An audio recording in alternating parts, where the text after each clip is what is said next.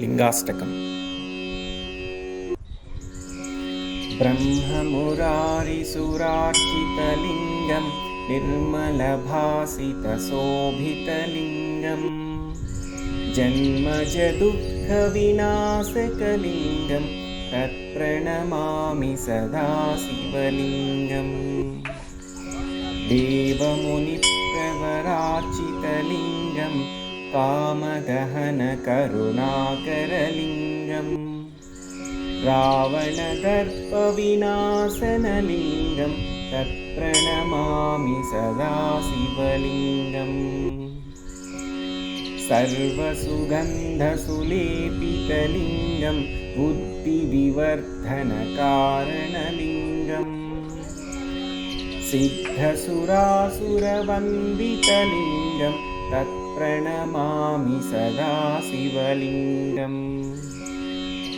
कनकमहामणिभूषितलिङ्गं फणिपतिवेष्टितशोभितलिङ्गम् दक्षसुयज्ञविनाशनलिङ्गं तत्प्रणमामि सदा शिवलिङ्गम्।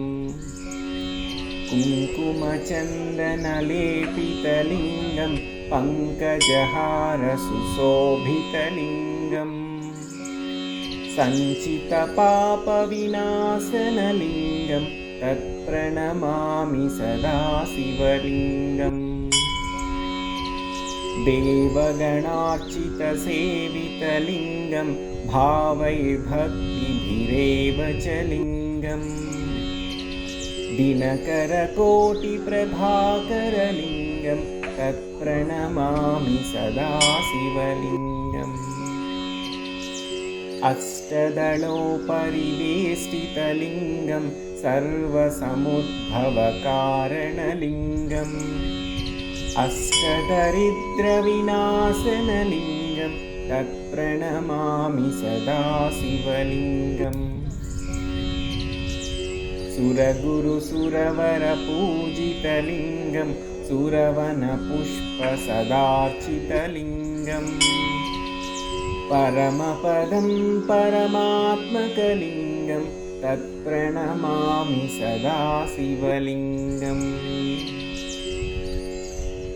लिङ्गाष्टकमिदं पुण्यं यः पठेत् शिवसन्निधौ शिवलोकमवाप्नोति शिवेन सह मोदते।